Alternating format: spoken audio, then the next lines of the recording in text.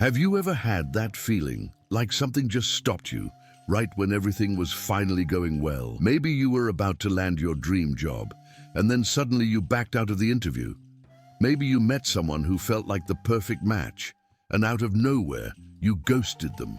Or maybe money started flowing into your life, but within weeks, you were right back where you started, struggling. It's like a hidden force is pulling you back, not physically, but from the inside. And here's the curious part. It's not bad luck. It's not fear, laziness, or a lack of willpower. So what is it? Let me tell you a story. When I was 9 years old, I won a school-wide art competition. The teacher called it exceptional, and I felt a rush of pride. But that night at dinner, I told my parents with excitement, and my father barely looked up from his plate. "Don't let it get to your head," he muttered. I didn't realize it then, but something in me shut down. Somewhere deep inside, a message was written: it's not safe to shine.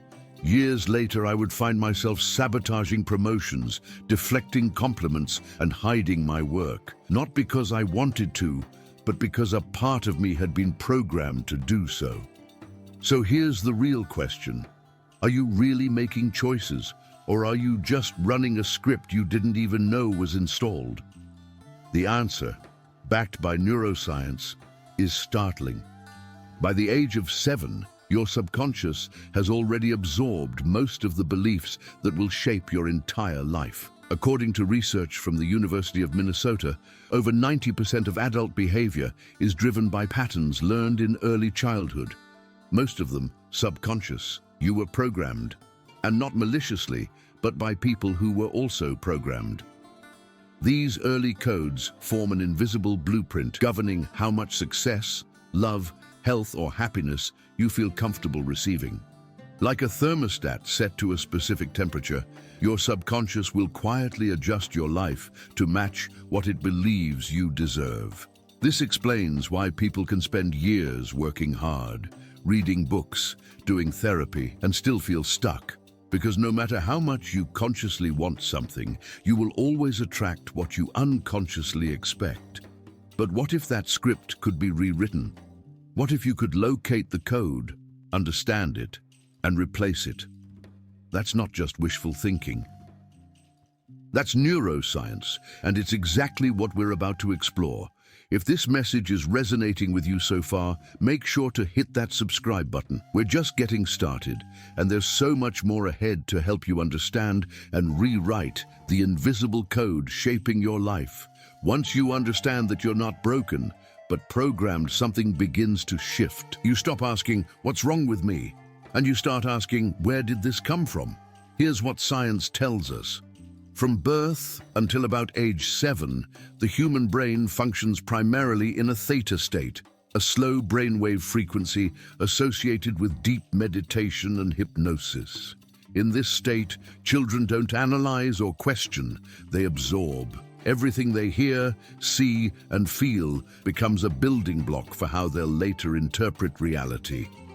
That means your earliest memories, even ones you barely recall, aren't just moments from the past. They're instructions your nervous system still follows. This isn't philosophy, it's biology. Back in 1960, neuroscientist Dr. Paul D. MacLean introduced the concept of the triune brain, suggesting that the human brain evolved in 3 layers: the reptilian, instinct, the limbic, emotion, and the neocortex, logic. What's important here is that your emotional brain matures long before your rational brain. So if a child repeatedly hears, "You're too much," or "Money doesn't grow on trees," those phrases get wired in as truths, not opinions. By the time your logical thinking matures in your teens, you're not starting fresh, you're building on top of decades of programming. But here's the good news. Just as the brain was programmed, it can be reprogrammed. This is thanks to a phenomenon called neuroplasticity, the brain's ability to change its structure and function based on experience. The term neuroplasticity was first introduced in scientific literature in 1948, but it wasn't until the 1990s, known as the decade of the brain, that researchers began to fully understand its implications.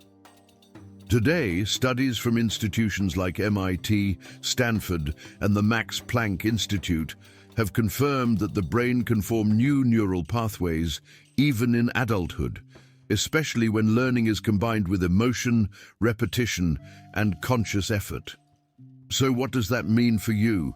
It means the beliefs you carry about love, money, your body, your worth are not fixed. They're patterns, and patterns can be changed. Every thought you think either strengthens an old circuit or builds a new one. Your brain is constantly rewiring, whether you realize it or not. So if you consistently think, "I'm not good enough," that belief becomes more efficient, more automatic. But if you introduce a new thought, like "I am enough," and repeat it with intention, especially when the brain is most receptive, something amazing happens. You don't just think differently, you begin to feel and behave differently too. And that's the key. Change isn't just about learning something new, it's about becoming someone new through the small daily choices that reshape your mind from the inside out. Now that you understand how your beliefs were shaped, the question becomes, how do you actually change them? This is where mental reprogramming enters the picture, not as a vague idea, but as a practical, science-backed process. Let's start with the basics. Your brain is not just a memory bank. It's a prediction machine. It constantly filters information from your environment, compares it to what it already knows, and then chooses how to respond. This process happens so quickly and unconsciously that most of the time you don't even realize it's happening. Here's the issue. If your brain is operating from outdated or limiting scripts, like "I don't deserve success" or "love always ends in pain," then no matter how motivated you are, your actions will keep reflecting those internal programs. And this isn't your fault. It's your biology doing what it was trained to do. But just as software can be updated, so can your inner operating system.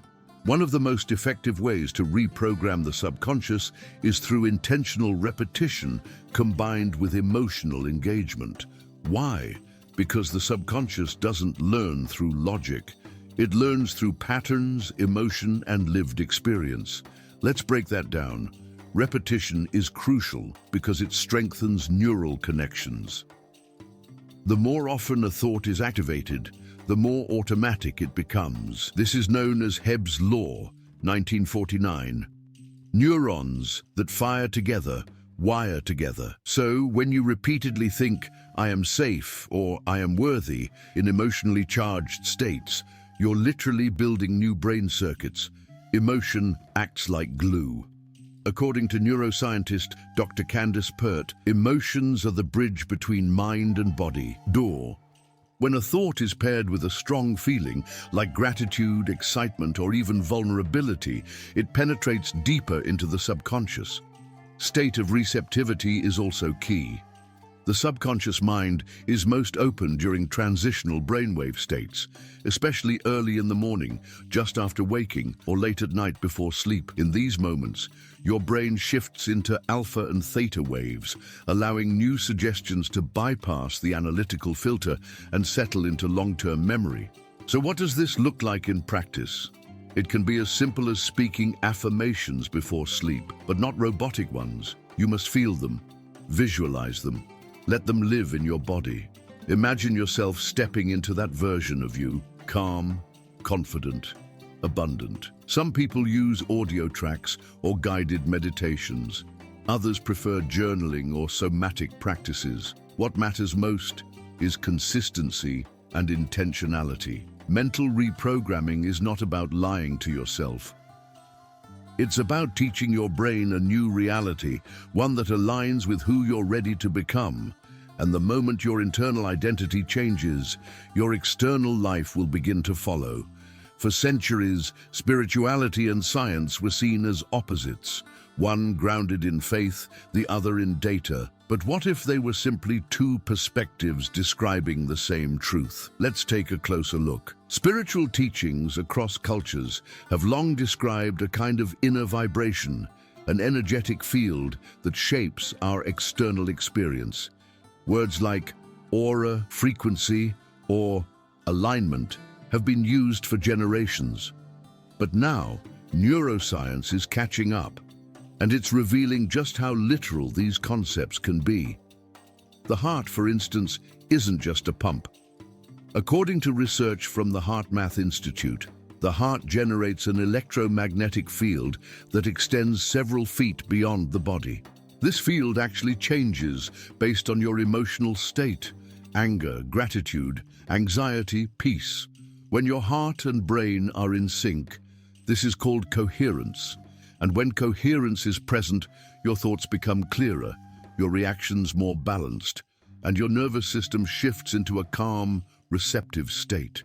This physiological balance is often what spiritual traditions refer to as being in alignment. At the same time, modern EEG scans show that deep meditative states, long associated with spiritual practices, produce powerful shifts in brainwave patterns. When monks or advanced meditators enter these states, their brains emit gamma waves, associated with deep insight, unity, and expanded consciousness. This is more than just relaxation. It's a measurable, neurological transformation. And here's the deeper connection. When the prefrontal cortex, responsible for planning and logic, quiets down, and the default mode network, linked to self-narrative and ego, temporarily deactivates, the individual often reports feelings of being one with everything. It's the classic spiritual experience: oneness, peace, transcendence. But it's not magic. It's the brain entering a higher state of organization, and these states are accessible. You don't have to be a monk on a mountain or attend silent retreats for years. Simple daily practices like breathwork, mindful awareness, or listening to certain binaural frequencies can initiate this coherence between brain, heart, and body. Dr. Joe Dispenza, a researcher and author known for bridging neuroscience and metaphysics, explains that elevated emotions like gratitude, compassion, and love create the biochemical conditions that transform the body into a new signal. In his words, when you feel as if your future has already happened, your body believes it and begins to live as if it has. That's the gateway between thought and reality. Not just belief, but embodied belief, when your biology and intention are fully aligned. In this space, spirituality is no longer abstract. It becomes tangible, measurable, and deeply transformative. And the path to that transformation begins not outside, but within the very fabric of your nervous system. There comes a point in every transformation when you realize something profound. No one is coming to save you. That realization might feel heavy at first, but in truth, it's incredibly freeing, because once you accept that you are the architect of your inner world, everything begins to change. Personal responsibility doesn't mean blame. It doesn't mean everything bad that happened was your fault. It means recognizing that your response, your interpretation, your choices are within your control now. You may not have chosen your childhood, the beliefs passed down to you, or the circumstances you grew up in. But once those patterns are made visible, they become your domain. You're no longer just a passenger in your life. You become the navigator. This is where real power lives. Let's be clear, taking ownership of your internal reality is not always comfortable. It asks you to look at where you've been holding yourself back, where you've stayed small, where you've let old stories guide your actions. But here's the paradox. The moment you stop blaming others, the past, or the world for your limitations, you unlock the ability to change them. Psychologist Dr. Nathaniel Branden wrote, "The first step toward change is awareness. The second is acceptance." That's exactly what responsibility is. The bridge between knowing and doing, and it's a daily choice. You're choosing every time you say yes to something that drains you, or no to something that would help you grow.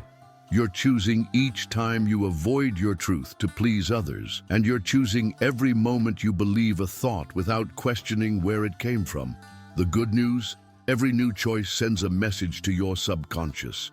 It says, "This is the new standard." Whether it's speaking up when you used to stay quiet, saying no to people-pleasing, or committing to a small habit that reflects your worth, each act becomes a lesson to your deeper self. And over time, those lessons become your identity. This is why responsibility isn't a burden, it's a superpower. It removes the illusion that change is out there and brings it fully into your hands. You don't have to control everything, you just have to control you, your attention, your choices, your standards. And when those align with the future you want to experience, your external world will begin to reflect that internal clarity, not because someone gave you permission, but because you decided, I'm done living by default. Have you ever walked into a room and immediately felt the tension without anyone saying a word, or met someone whose presence just felt magnetic? That's not just intuition. You're responding to energy, a frequency broadcasted not through words, but through emotion, intention, and subconscious alignment. Everything in the universe vibrates. From atoms to emotions, life operates on frequency, and humans are no exception. Your thoughts, feelings, and beliefs generate an energetic field that interacts with the world around you, whether you're aware of it or not. But here's where it gets interesting. Your personal vibration doesn't just reflect your inner state, it also influences what you attract. This concept, often described in spiritual circles as the law of attraction, now finds parallels in both quantum physics and neuroscience. While science doesn't yet claim that thoughts directly create matter, it does confirm that perception shapes reality by determining what you notice, how you react, and what opportunities you pursue. In simple terms, your dominant emotional state sets the tone for what you invite into your life. For example, if you're often operating from fear or lack, your nervous system is in survival mode, filtering experiences through suspicion, urgency, or self-protection. In this state, even positive opportunities may feel threatening or overwhelming, causing you to unconsciously push them away. On the other hand, when your baseline emotions are gratitude, curiosity, or trust, your perception opens up. You become more receptive, you listen differently, you speak differently, and the world responds accordingly. This is not about pretending to be happy or denying challenges. It's about cultivating an internal atmosphere that mirrors the life you want to live. Research from the Institute of Noetic Sciences shows that consistent emotional states can impact heart rate variability, which is closely linked to emotional regulation and cognitive clarity. When your emotions are steady and elevated, you become more attuned, more aligned, and this is where attraction becomes effortless. You stop chasing outcomes. Instead, your energy becomes a signal, one that naturally draws people, ideas, and events that resonate with your frequency. Think of yourself as a tuning fork. You don't need to chase sound, you just need to vibrate in harmony with it. And once you do, everything that's out of tune fades. What remains is what was always meant for you, now visible because you're finally a match for it. True magnetism isn't about force, it's about alignment with who you are, what you feel, and what you're ready to receive. Let's get real for a moment. You're not broken. You're running a program, and the only reason you keep ending up in the same place, whether it's relationships that don't last, income that never grows, or confidence that never solidifies, is because the code running underneath hasn't been updated. This isn't theory. This is how your brain works. Every behavior you repeat, every thought you entertain, every decision you make, it all loops back to the systems stored in your subconscious. If you felt like you're stuck, it's not because you lack motivation or intelligence. It's because your nervous system is doing exactly what it was trained to do, keep you inside your known limits. But here's the truth. Most people avoid. Change isn't a one-time decision.